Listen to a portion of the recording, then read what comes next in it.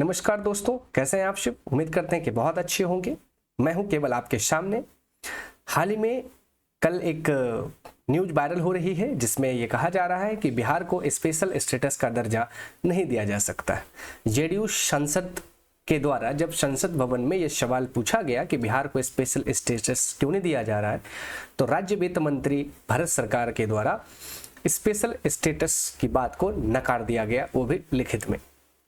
तो यहाँ पर वर्तमान में जो व्यवस्थाएं हैं उस हिसाब से यह देखना लाजमी हो गया है कि क्या है विशेष राज्य का दर्जा और यह दर्जा कैसे मिलता है, किन राज्यों को मिलता है और क्या यह बिहार को मिलना चाहिए, और अगर बिहार को मिलना चाहिए इससे पहले किन किन राज्यों को मिला है। तो इन चीज़ों पर चर्चा करने के लिए आपके सामने ये वीडियो लाया हूँ। तो चलिए शुरू से अंत तक आप देखिएगा तो आपको ये विशेष राज्य के दर्जे वाली स्पेशल स्टेटस की कहानी समझ आएगी, साथ में उसके संवैधानिक प्रावधान भी समझ आएंगे। तो चलिए शुरू करते हैं। क्या है विशेष राज्य का दर्जा? तो ये अखबार का कटिंग है जिसे मैंने आपके लिए लिया है कि जदयू सांसद के सवाल पर केंद्रीय वित्त राज्य मंत्री बोले, मौजूदा मानदंड पर मामला नहीं बनता है, बिहार को विशेष दर्जा नहीं मिलेगा। तो ये विशेष राज्य का दर्जा नहीं मिलेगा और क्यों बिहार चाहता है कि विशेष राज्य का दर्जा मिले। तो नीतीश कुमार जो कि बिहार के अभी वर्तमान मुख्यमंत्री हैं, लंबे समय से उन्होंने कई बार केंद्र सरकार से गुहार लगाई लेकिन ऐसा कुछ हुआ नहीं। तो चलिए जानते हैं इसके पीछे की पूरी कहानी। बिहार एक ऐसा राज्य जिसके बारे में गौरव अतीत में तो बहुत है लेकिन वर्तमान में उसकी स्थिति आप सबके सामने है, जो कहने योग्य है नहीं, आप खुद जानते हैं। संवैधानिक प्रावधान की अगर बात करें तो संविधान में कहीं भी कोई भी स्पेशल स्टेटस किसी भी राज्य को दें इसकी चर्चा नहीं है। तो यदि आपसे सवाल पूछे कि संविधान में क्या इसकी कोई चर्चा है, तो बिल्कुल नहीं है। तो ये हो गई। अब आइए जानते हैं क्या है विशेष श्रेणी का दर्जा। ये चर्चा में क्यों है, विशेष श्रेणी का दर्जा क्या है और 14वें वित्त आयोग की सिफारिशें क्या थी और इस स्थिति के लाभ क्या है। तो एक एक करके समझते हैं। सबसे पहले चर्चा में क्यों है, तो कहा जाता है कि हाल ही में केंद्रीय वित्त मंत्री ने कहा है कि अब केंद्र सरकार किसी भी राज्य के लिए विशेष श्रेणी के दर्जे की मांग पर विचार नहीं करेगी। ये नोट करने वाली बात है। दरअसल 14वें वित्त आयोग ने स्पष्ट रूप से कहा है कि किसी भी राज्य को विशेष राज्य का दर्जा नहीं दिया जा सकता। ठीक है, तो ये चर्चा का विषय है। आइए जानते हैं कि विशेष श्रेणी का दर्जा स्पेशल स्टेटस क्या है। तो यह एक भौगोलिक और सामाजिक आर्थिक नुकसान का सामना करने वाले राज्यों को सहायता देने के लिए केंद्र सरकार द्वारा दिया गया एक वर्गीकरण है। यानी जो राज्य भौगोलिक क्षेत्रीय दृष्टि से, सामाजिक दृष्टि से और अर्थ के हिसाब से उस राज्य की अर्थव्यवस्था का काफी नुकसान हो रहा है, तो उस राज्य को सहायता देने के लिए केंद्र सरकार यह एक विशेष स्पेशल स्टेटस राज्य की दर्जा लेकर के आई। भारतीय संविधान में इसके लिए कोई प्रावधान नहीं है, जैसा कि मैंने आपको पहले ही बताया।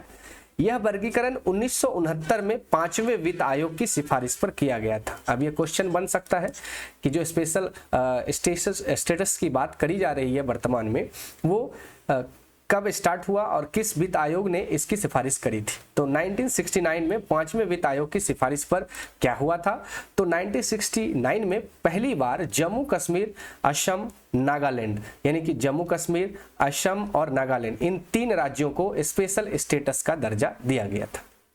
उसके बाद धीरे धीरे इसकी संख्या में बढ़ोतरी हुई और कुल 12 राज्य को मिल रहे थे, जिसमें अब जम्मू कश्मीर खत्म हो गया तो अब बचा 11 राज्य। तो कुल 11 राज्य असम, नागालैंड, हिमाचल प्रदेश, मणिपुर, मेघालय, सिक्किम, त्रिपुरा, अरुणाचल प्रदेश, मिजोरम, उत्तराखंड और तेलंगाना सहित कुल 11 राज्य को विशेष श्रेणी का दर्जा दिया गया है। और जम्मू कश्मीर जो कि धारा 370 अनुच्छेद 370 के तहत जो उसे स्पेशल स्टेटस दिया गया था उसको अब हटा दिया गया है। तो कुल अब 11 राज्य बचे हैं। ओके, अब आइए समझते हैं 14वें वित्त आयोग की सिफारिशें क्या थी। तो 14वें वित्त आयोग ने पूर्वोत्तर के 3 पहाड़ी राज्यों को छोड़कर अन्य राज्यों के लिए विशेष श्रेणी का दर्जा समाप्त कर दिया। उसने ऐसे राज्यों के संसाधन अंतर को हस्तांतरण के माध्यम से 32% से बढ़ाकर 42% करने का सुझाव दिया।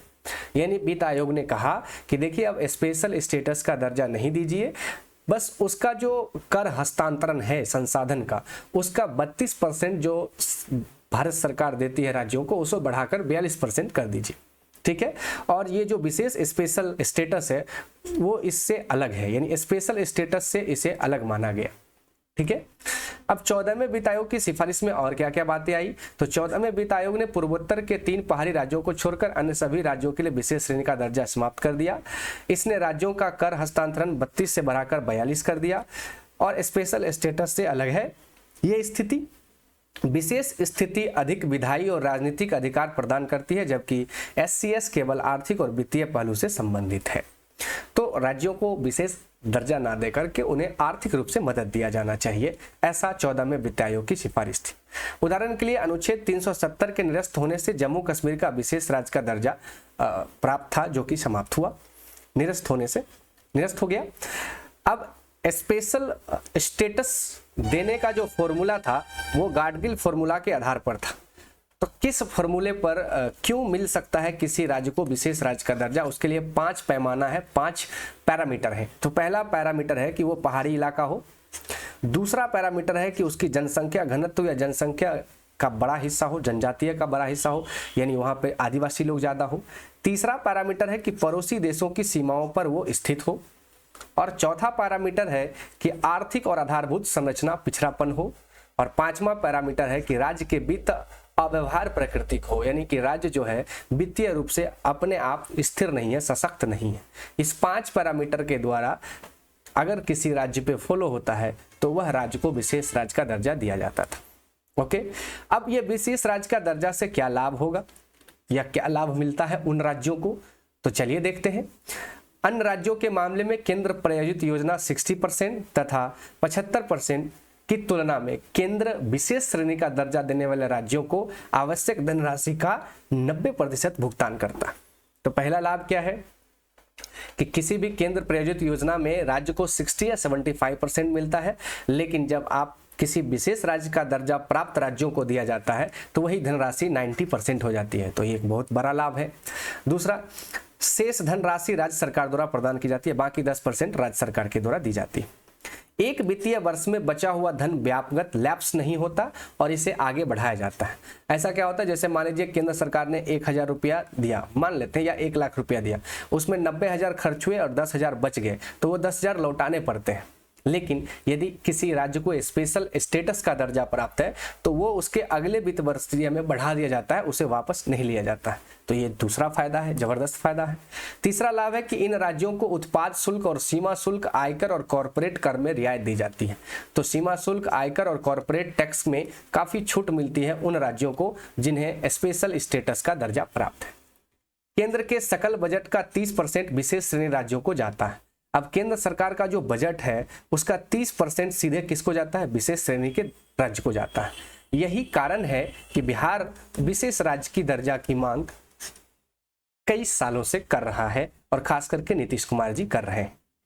तो मैंने कहा शुरुआत में 3 स्टेट को मिला था, वो तीनों स्टेट यहाँ आप मैप में भी देख सकते हैं। यहाँ पर है असम, नागालैंड, जम्मू कश्मीर, ठीक है। उसके बाद अन्य राज्यों को मिला, नागालैंड के बाद मणिपुर, मेघालय, सिक्किम, त्रिपुरा, और वर्तमान में कुल 11 स्टेट को स्पेशल स्टेटस का दर्जा प्राप्त है। एक और था जम्मू कश्मीर, जिसको 370 जो आर्टिकल है उसके तहत मिला था स्पेशल एक्ट, उसे समाप्त कर दिया गया है, ठीक है। तो वर्तमान में 11 राज्य हैं। ये थी स्पेशल स्टेटस की कहानी। बिहार को मिलना चाहिए नहीं मिलना चाहिए ये विषय पैरामीटर के तहत तो सही नहीं लगता है, लेकिन हाँ केंद्र सरकार को चाहिए कि बिहार थोड़ा सा आर्थिक रूप से पिछड़ा हुआ है तो उसे एक आर्थिक रूप से, जो कि वित्त आयोग ने सुझाया है, उसे एक हेल्प के रूप में उसको मदद जरूर देना चाहिए केंद्र सरकार को। बाकी इस पूरी खबर और घटना पर आपकी क्या राय है, कमेंट बॉक्स में हमें जवाब देना ना भूलेंगे, ठीक है। तो आज के लिए इतना ही, और यदि इसी तरह की खबरों और जनरल स्टडीज़ के पेपर और जॉब कंपटीशन की तैयारी के लिए अपडेट आप रहना चाहते हैं तो हमारे इस चैनल को सब्सक्राइब कीजिए, the mission bye Yash Kumar को, और बेल आइकन दबाना ना भूलिए, जिससे सारे लेटेस्ट अपडेट आप तक पहुंचते रहेंगे। बहुत बहुत धन्यवाद, नमस्कार, मिलते हैं किसी अगले और न्यू वीडियो में।